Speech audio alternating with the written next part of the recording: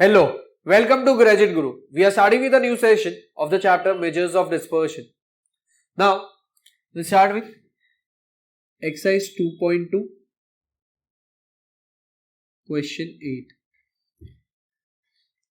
Now, this is a bit tricky, but ये question खाली कुछ colleges के लिए ही होता है, but still we will understand the concept. Because ये कंसेप्ट सीखना जरूरी है, एटलीस्ट बेसिक चीज हमें अवेयर होना चाहिए कि what is the concept all about. And यहाँ पे question number 8 is the following distribution was obtained by change of origin and scale of variable x. मतलब यहाँ पे indirectly this is a question which is based on shift of origin as well as change of scale. ये दोनों भी part हुआ है. And हमने basic rule सीखा है कि वेरिएंस या स्टैंडर्ड डिविएशन जो है this is only and only independent of shift of origin. But यहां पे जो कंडीशन दिया है वो shift of origin and change of scale दोनों बोला है. And the values are as follows. D i के वैल्यूज दिए -4, -3, -2, -1, 0, 1, 2, 3, 4. fi के वैल्यूज है 4, 8, 14, 18, 20, 14, 10, 6, 6. If it is given that mean and variance are 59.5 and 413 respectively, determine actual class intervals. So यहां पे ये जो यहां पे उन लोगों ने di दिया है और fi दिया है, ये दो वैल्यूज दिए हैं एंड साथ में उन लोगों ने गिवन में वैल्यूज जो दिए. सी एफ आई और डी आई कब यूज होता है? जब शिफ्ट ऑफ ओरिजिन यूज हुआ रहेगा. ठीक है, but before we prepare this table at least given condition पहले लिख देते हैं. तो गिवन कंडीशन है मीन का वैल्यू दिया है which is X bar is equal to 413. ये वैल्यू दिया है. सॉरी, मीन का वैल्यू 413 नहीं है, इट्स 59.5 एंड वेरिएंस का वैल्यू इज 413 दिया है. सिग्मा स्क्वायर का वैल्यू 413 दिया है. एंड यहां पे we write it as variance of X which is equal to ये. एंड क्वेश्चन में क्लियर कट बोला है कि ये जो डी आई है it is change of scale, change of scale and change of origin, ये दोनों भी चीज यूज हुआ है. इसका मतलब यहां पे we write let xi be the mid value of the class interval.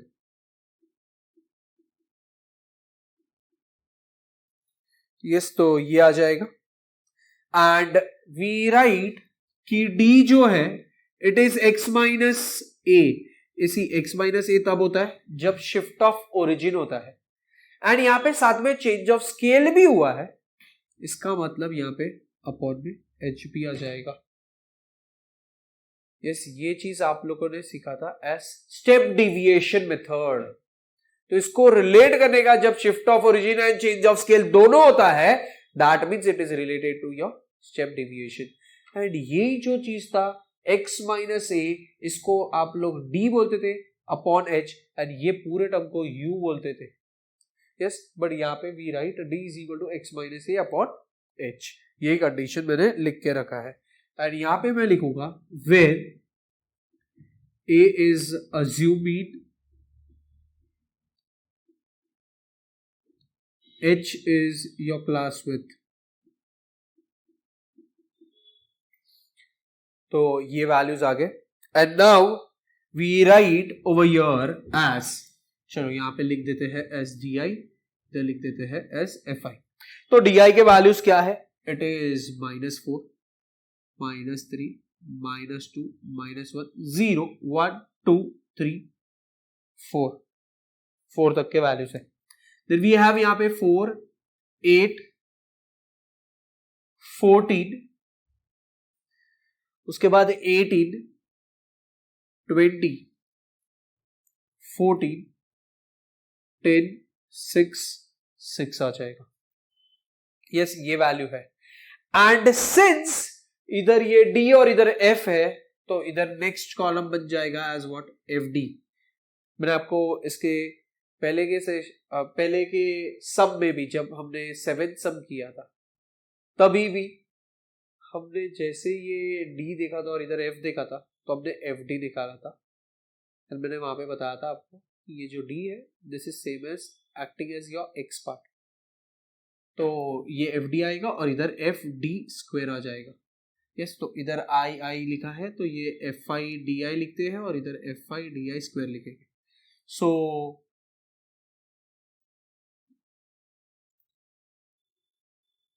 यहाँ पे लिखेंगे -4 × 4 तो -16, -3 8 तो -24, -28, -18, 0, 14, 20, 18, 24 एंड अब ये लिखेंगे। सो ये हो जाएगा F I D I into D I हो जाएगा। यस, ये हो जाएगा पॉजिटिव 64, 72, 56, 18, 0, 14, 40, 54, 96। यस, अब इसका टोटल करना है, इसका भी टोटल और ये वैल्यू का भी टोटल आ जाएगा। यस, तो यहाँ पे ये 24 माइनस ये प्लस कैंसिल हो गया, उसके बाद 18 18 कैंसिल, सो 24 चला गया, 24 गया, 18 18 गया, ये पॉजिटिव 34 है और ये जो दो पार्ट है ये मुझे -44 देगा। सो मेरा यहाँ पे ये जो वैल्यू आएगा वो हो जाएगा as what, -10। So if you observe over here this value is -10। अच्छा, क्वेश्चन में देखते हैं क्या उन लोगों ने टोटल ऑफ फ्रीक्वेंसी दिया है इन द क्वेश्चन? नहीं, तो यहाँ पे फ्रीक्वेंसी का टोटल ढूंढना होगा। यस, ये ढूंढेंगे तो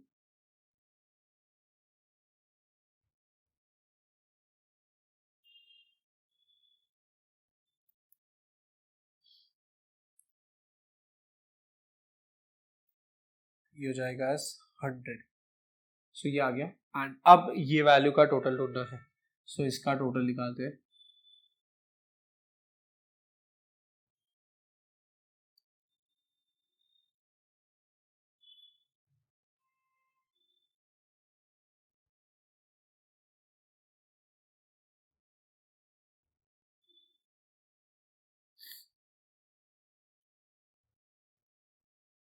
ये हो जाएगा 414। सो यहाँ पे ये वैल्यू आ गया। अब यहाँ पे हमें नेक्स्ट वैल्यू जो मिलेगा वो मिल जाएगा D bar is equal to summation F I D I upon summation of F I. So ये हो जाएगा -10 अपॉन 100 विच इज -0.1। ये हो गया मेरा डी बार का value. So we got D bar is equal to this value and वहां पे d is equal to x minus A upon H था, तो we all can also write it as d bar is equal to x bar minus A upon H and ये d bar के जगह पे we can write -0.1 is equal to x bar. जब mean दिया था उन लोगों ने क्वेश्चन में, यस इट वाज 59.5 था, माइनस a तो मालूम नहीं है, h is your class width, so class width का वैल्यू भी पता नहीं है फिलहाल तो। so ये वैल्यू आ जाएगा यहाँ पे and we write this as -0.1 h is equal to 59.5 minus a हो जाएगा। yes, तो a और h के टर्म में मुझे एक इक्वेशन मिला है एंड अगर चाहिए तो we can do one thing, variables वाले जो टर्म है वो एक साइड लिख देते हैं, तो ये वो साइड पे चला जाएगा। सो हो जाएगा a minus 0.1 h is equal to 59.5। इतना वैल्यू मिल गया है। We can do one thing, we can mark this as 1। ठीक है, अब ये क्वेश्चन में एडिशनल पार्ट है कि वेरिएंस ऑफ x का वैल्यू मिला है एज 413। सो अब इधर जो कंडीशन है ये d के टर्म्स में है, एंड हमने क्लियरली बोला है कि वेरिएंस जो है, सो वेरिएंस ऑफ डी वाला जो पार्ट है, this is not independent of shift of, sorry, change of scale. It is independent of shift of origin है, बट चेंज ऑफ स्केल से वो इंडिपेंडेंट नहीं है. सो पहले तो यहां पे वेरिएंस ऑफ डी निकालते हैं. Let's calculate this. 1/n होता है summation of fi di square minus summation fi di upon n the whole square.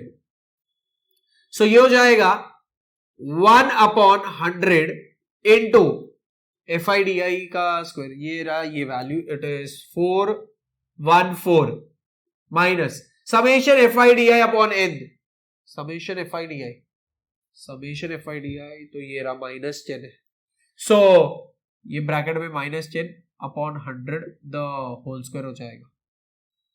Yes, तो ये वैल्यू हो जाएगा 414 अपॉन 100 माइनस, अरे माइनस का स्क्वायर तो ये हो जाएगा 100 अपॉन 10,000. सो इधर ये दो जीरो और ये दो जीरो भी कैंसिल, तो ये हो जाएगा 414 upon 100 minus 1 upon 100, and this becomes 414 minus 1 divided by 100. This is equal to 413 upon 100, and ये है मेरा वेरिएंस ऑफ डी का value. And now is the important condition, that is since हमने बोला है this is not independent of what, change of scale, तो यहां पे हमें कंसीडर करना होगा वेरिएंस ऑफ एक्स का वैल्यू दिया है विच इज 413. सो हम लिखेंगे यहां पे कि वेरिएंस ऑफ एक्स जो है, yes, this is equal to H square into variance of D.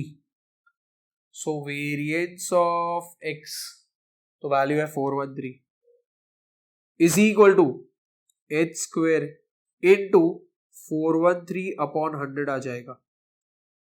So next step में ये जो टर्म है वो बन जाएगा देयरफॉर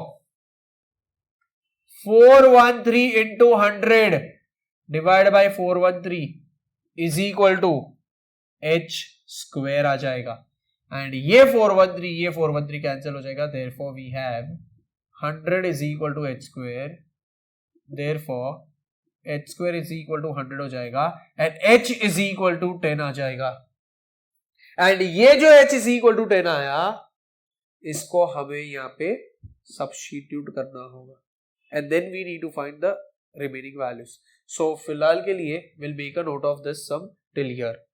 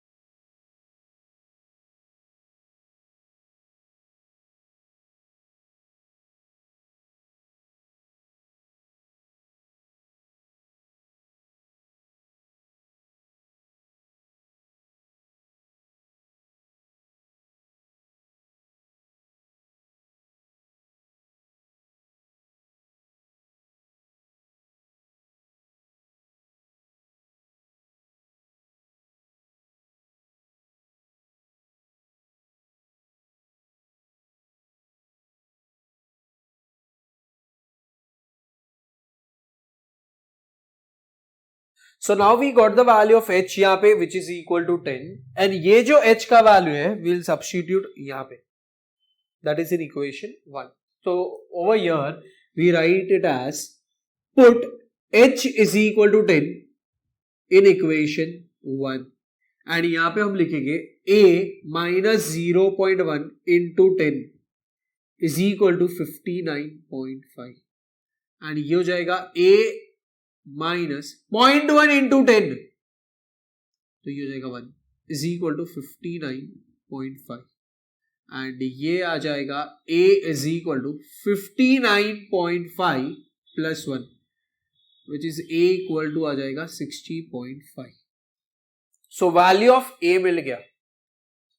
अब हमें उन लोगों ने ढूंढने बोला है द क्लास इंटरवल. सो हमने यहां पे लिखा था स्टार्ट में कि d is equal to X minus A upon H, ऐसे वैल्यूज लिखे थे. सो उस हिसाब से d का फर्स्ट वैल्यू 4 है और इधर x माइनस इधर 60.5 है और ये 10 है. So 4 into 10 is equal to X minus 60.5 आ जाएगा. सो ये हो जाएगा 40 is equal to x minus 60.5 and we get 40 plus 60.5 is equal to x and ये हो जाएगा 100.5 is the value of x आया. and ये x कुछ नहीं है बल्कि it is the mid value. and इधर ये जो मैंने लिखा ना d is equal to this, तो इधर मैं यहाँ पे लिख देता हूं for d is equal to 4 and फिर हम लोग स्टार्ट कर सकते हैं. ठीक है, तो ये एक वैल्यू ऐड कर देंगे या फिर डायरेक्टली वैल्यू लिखा तो भी चलेगा, बट मैंने यहाँ पे d का वैल्यू 4 लिया इसलिए मैंने वो खाली लिख दिया यहाँ पे. तो ये मुझे मिल गया mid value of my last class interval. तो उसका जो क्लास इंटरवल मतलब लोअर लिमिट और अपर लिमिट जो है वो ढूंढना पड़ेगा. सो यहां पे मैं लिखता हूं LL मतलब lower limit. It is mid value minus h upon 2 आ जाएगा. So lower limit is equal to mid value है 100.5 माइनस यस ये हो जाएगा h मतलब 10 है अपॉन 2, तो ये हो जाएगा 100.5 माइनस 5, तो ये हो जाएगा 95.5. अपर लिमिट हो जाएगा as mid value plus h by 2, तो ये हो जाएगा 100.5 प्लस 10 अपॉन 2 एंड ये हो जाएगा 100.5 प्लस 5, ये हो जाएगा 105.5. ये हो गया मेरा अपर लिमिट का value.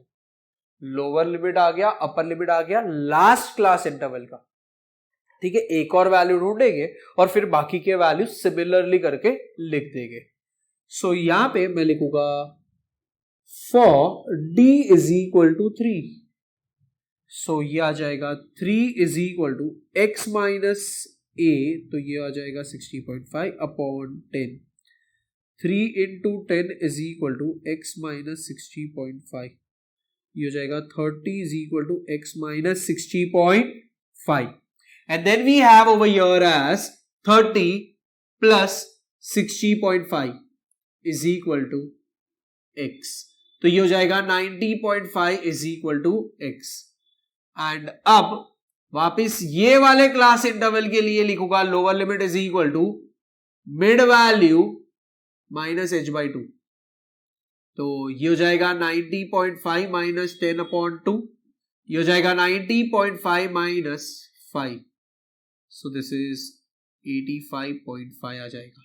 And upper limit is equal to ये हो जाएगा ये क्लास के लिए mid value plus h upon 2, so ये हो जाएगा 90.5 प्लस 10 बाई 2, ये हो गया 90.5 प्लस 5, ये हो जाएगा 95.5. सो ये हो गया अपर लिमिट. सो ये जो वैल्यूज मिले मतलब यहां पे मुझे लोअर लिमिट अपर लिमिट मिल गया था, इधर भी मुझे लोअर लिमिट अपर लिमिट मिल गया था. Yes, so based on this conditions अभी हम लोग सीधा टेबल बना देते हैं फॉर क्लास इंटरवल. तो उसके लिए हम यहां पे लिखते हैं एस डी आई, ये वैल्यूज थे -4 -3 -2 -1 0 1 2 3 4. सो यहां पे d के वैल्यूज आ गए हैं.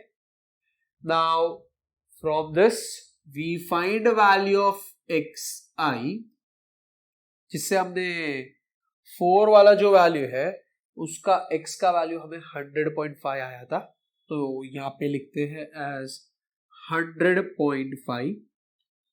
यस, जब 3 सब्स्टिट्यूट किया उसका x का वैल्यू मुझे 90.5 आया, तो यहाँ पे लिख दूंगा एज 90.5।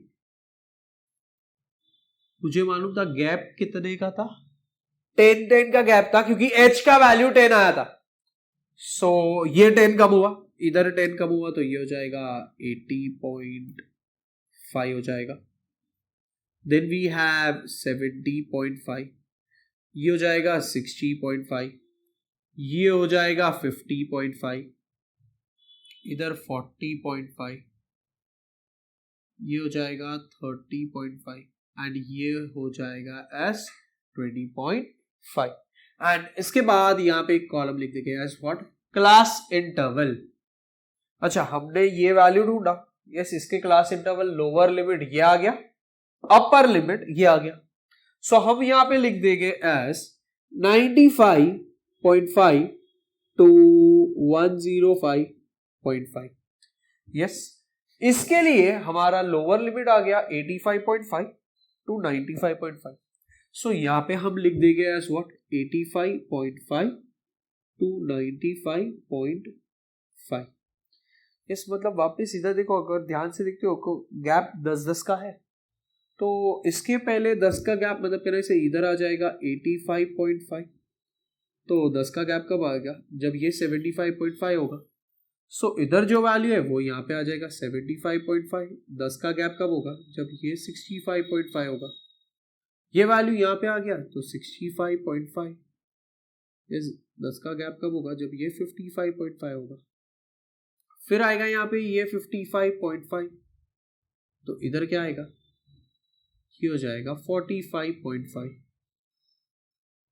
फिर ये वैल्यू यहाँ पे आ गया तो ये हो जाएगा 45.5, और इधर क्या आएगा, ये हो जाएगा 35.5। उसके बाद ये 35.5 वाला वैल्यू यहाँ पे आ गया तो ये हो जाएगा 25.5। अभी यहाँ पे 25.5 आ गया तो इधर आ जाएगा 15.5। यस, एंड इसको मैं यहाँ पे लिख देता हूँ एज CI के जगह पे फुल फॉर्म के टर्म्स में लिख देता हूँ, और ब्रैकेट में CI लिख देता हूँ कि bracket this is CI, that is class interval. And question में अगर देखते हैं तो यही पूछा था कि एक्चुअल क्लास इंटरवल्स क्या है। सो लास्ट में we write it as therefore the actual class intervals are, ये हो जाएगा 15.5 to 25.5, 25.5 to 35.5, 35.5 to 45.5 आ जाएगा, 45.5 to 55.5, 55.5 to 65.5, 65.5 to 75.5, 75.5 to 85.5 आएगा, 85.5 to 95.5 है, 95.5 to 105.5 and last में लिखेंगे respectively. So with this question is done. We make a note of this part.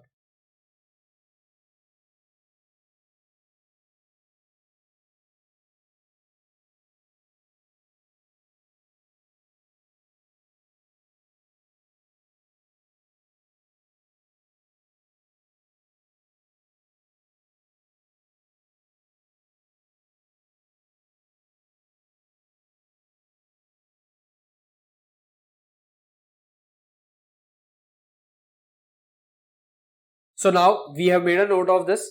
So with this, we end the session over here. Please revise the concept of this session. That will help you for the further part of the chapter. Thank you.